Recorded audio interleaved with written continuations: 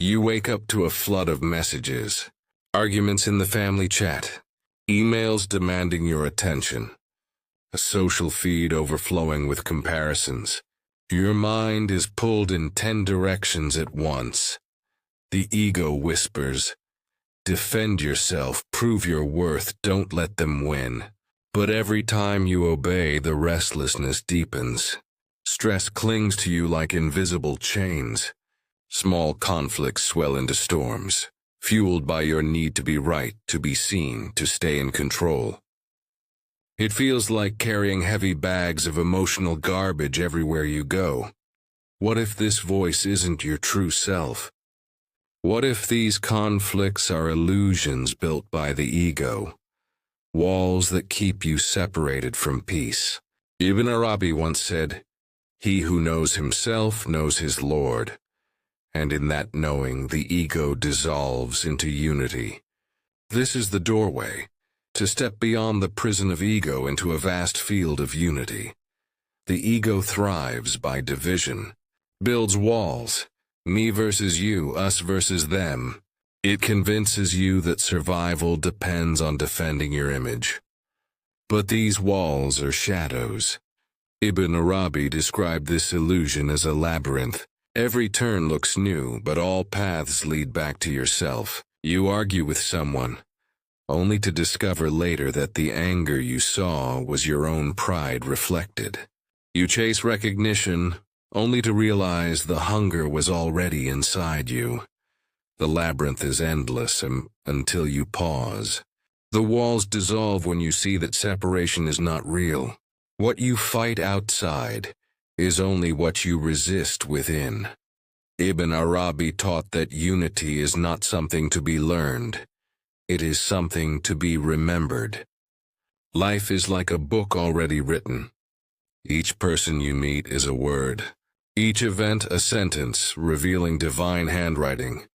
The ego skims the text. It rushes through the pages searching for validation. Unity reads deeply. It sees meaning in every encounter. A moment of betrayal is not just pain. It is a line in the book revealing hidden pride. A moment of love is not just sweetness.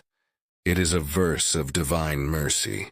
Every page is alive, and your awareness is the ink that brings it into being. When you slow down and read with unity, life ceases to be random. It becomes scripture, unfolding in real time. Every encounter is a mirror. The angry colleague reflects your impatience. The kind stranger reflects your hidden compassion. Even betrayal carries a reflection, forcing you to face attachments you didn't know you had. Ibn Arabi's students often learned this through hardship. One was betrayed by a trusted friend. Instead of drowning in resentment, he realized the betrayal unveiled his own pride, the belief that he could never be hurt. In that mirror he found humility. The ego rejects mirrors. It blames, it resists. Unity bows before them. It recognizes that everything, joy, anger, loss, beauty, is a reflection of divine attributes. To live in unity is to look at every face, every moment, and see not separation, but revelation. The journey of unity culminates in the vision of Insan al-Kamil, the perfect human. Not perfect in worldly terms, but perfect in reflecting divine qualities. Such a person becomes a living compass, pointing beyond ego to the eternal. Their presence calms storms, not because life becomes easy, but because they see through the illusion of separateness.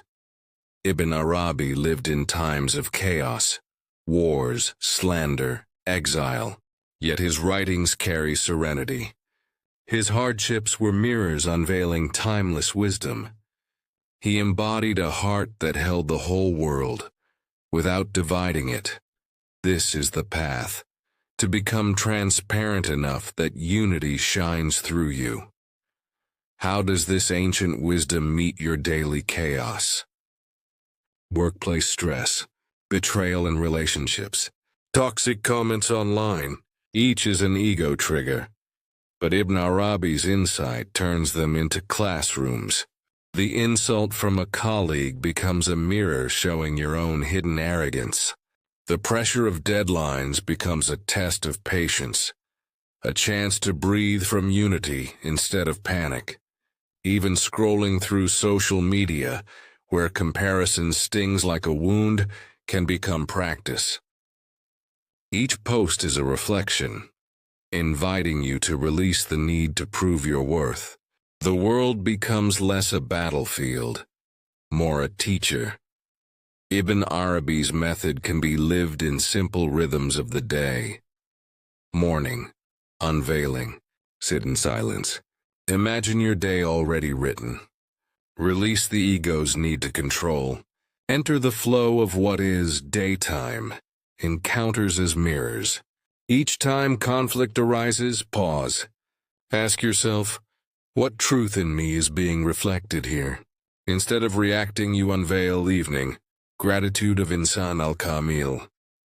Review your day as a tapestry. See mercy in kindness, majesty in hardship, wisdom in delay. End the night with thanks, knowing unity was hidden in every moment.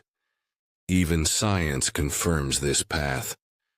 Mindfulness reshapes the brain through neuroplasticity.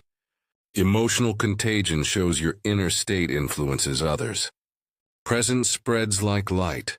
Small acts, pausing before reacting, one deep breath, a few written reflections, become seeds of unity. Unity is not about escaping life. It is about entering it fully, without the ego's walls. When you live from unity, your presence shifts everything. Family tensions, you become the calm center. At work, your clarity softens stress. Even strangers feel it, like a candle lighting others without losing its flame. But beware, if you chase unity for pride, the ego only grows stronger. True unity requires sincerity and humility. Science echoes what Ibn Arabi revealed. Just as mindfulness rewires the brain, unity rewires the soul. It is not theory. It is transformation. The ego is a shadow that convinces you it is the self. But step into unity, and the shadow dissolves. Ibn Arabi's whisper carries across centuries. He who knows himself knows his Lord. Unity is already here. Waits beneath the noise, beneath the fear, beneath the endless comparisons. One step inward, and you see,